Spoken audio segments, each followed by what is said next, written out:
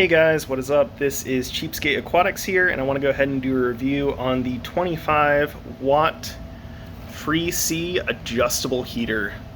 This is rated for up to 5 gallons, and of course the rule is 5 watts per gallon, so that comes out to, if you do the math, up to a 5-gallon tank.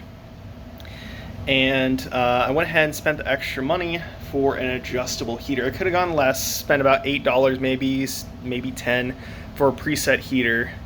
But I've seen a lot of issues with the presets where either it's only heating a couple degrees above room temperature, which in some cases that can work, but in a lot of cases it looks like either it's not enough or it's staying on all the time and it's not really shutting off.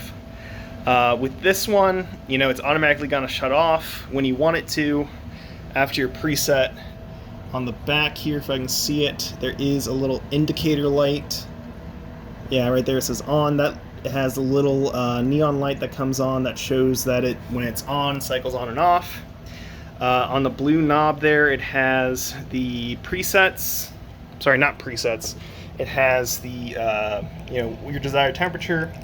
And right now I have it set between 73 and 77, but if you look at the included, let me put this back here, the included thermometer that came with the heater, it's about 80.4 degrees. Now these heaters run about 3 degrees warmer than the preset, which is fine.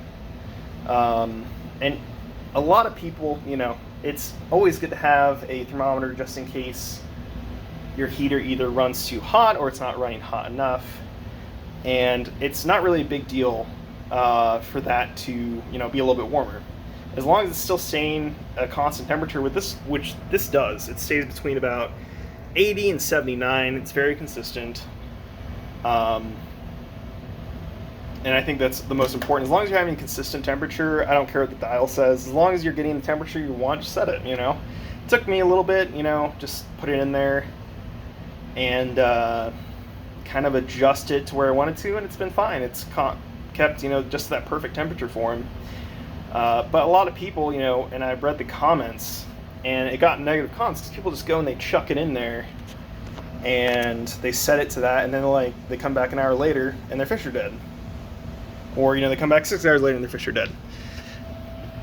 And it's because they believe that, oh, well, that's going to be exactly accurate. Well, number one, it's a cheap heater, $15. And it's not a digital heater either. And other heaters will do that too, where it's, your variance is going to be a little bit off, because, the temperature probe is inside. Well, it doesn't actually have a temperature probe. It's not digital, it's mechanical. Just like if you had, if you ever taken apart one of those old thermostats in your house, it has that, that kind of circular clock coil inside. And what that does, of course, it, expands and contracts, and that's what controls your temperature. Same thing in these, heaters. They work well, their variance is a little more than it would be if you got a digital one, but they work great. It's just they're not going to be as accurate because that little piece of, I think it's bimetallic metal or whatever, is going to expand and contract, and that's what's controlling the temperature. So it's not going to be super duper accurate, but it's going to be enough to keep your tank in a pretty good variance. Maybe 1 degree or so or less. So once again, I don't agree with the negative comments saying it cooked their fish. And if you read them too, they say, oh, well, I just set it to this and then it cooked it. It's like, well, there's not really a reason for a negative review if you just adjusted it. So that's kind of my rant about that. I'll get off my soapbox about that, but I get kind of annoyed by those negative reviews with people who just think it's, a set and forget. Another cool thing, it did come with a thermometer, which is kind of cool. And like I said, if you're putting a heater in that's not digital, I would say definitely get a thermometer. Don't rely on the settings of the tank heater. And you'll see that too, even with bigger YouTube channels, they even talk about that. They don't rely on that because there could be some variance, with what it's turning on and off at and what your thermometer is saying. So you have to kind of measure that and change it as need be. And if you really want accuracy and pure safety, you can get an external I think it's an external control where it has its own probe and it'll automatically shut the power off to this if it reaches a certain temperature. So if you're really worried about that, you can get that, but I'm not really. It's been doing really well, no issue there. But back to the thermometer itself, it comes with this. Now this is not their brand, even though it has it on there. It's not. This is a cheap Chinese thermometer that everybody sells. They're like $5 or $6 on Amazon. You know, you get like a 4-pack for like $12, $16. And there are some complaints with the thermometer that it's not accurate, which I can believe. You know, they're cheap. They're not. You know, I wouldn't exactly throw them in a tank and believe them directly without testing them, because I've seen video upon video of variants. I'll get like 4 of these, and you know, they all have different numbers.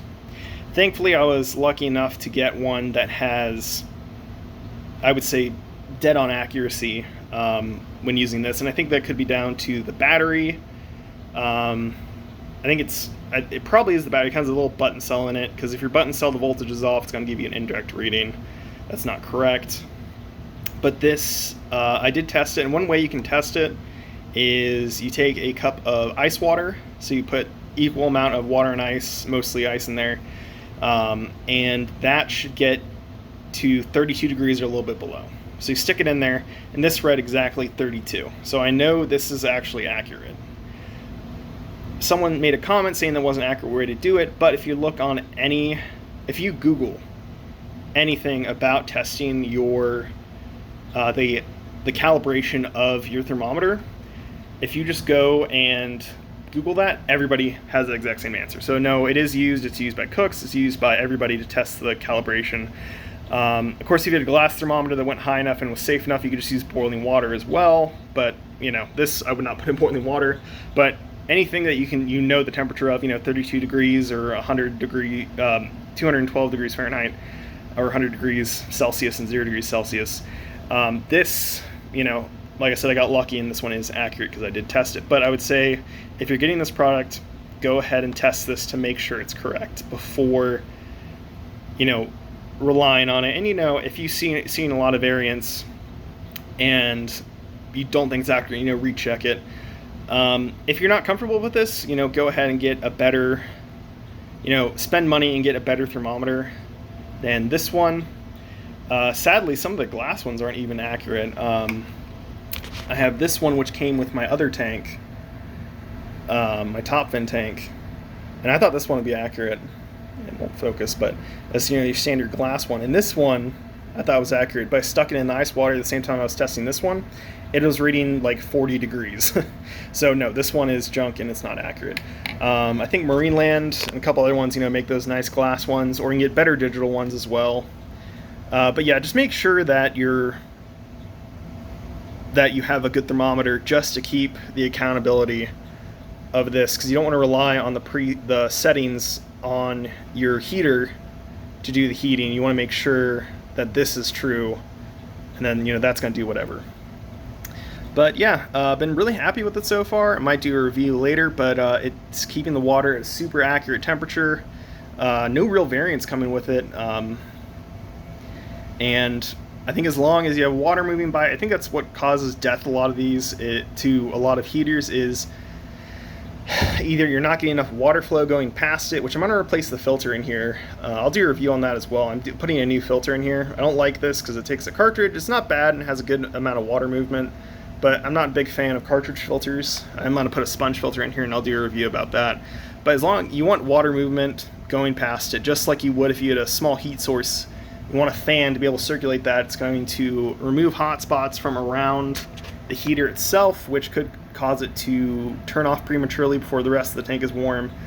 And it's also going to remove that heat from it and causing it to possibly prematurely die. Now, I will say, it looks like all heaters die. They all die. It looks, you look at any review, they all die, you know, and they all seem to have negative reviews for any heater. So I would take it with a grain of salt when you see a lot of negative reviews for a heater, unless it's one that is preset. I really don't like the presets for, you know, reasons I stated before. I would say go ahead and spend the extra money, get one you can set, and you have peace of mind that it's in the correct range. And then if it's not, you can change it. But yeah, I just want to do a quick review on this. I definitely like it, and I will update if anything happens with it. Thank you.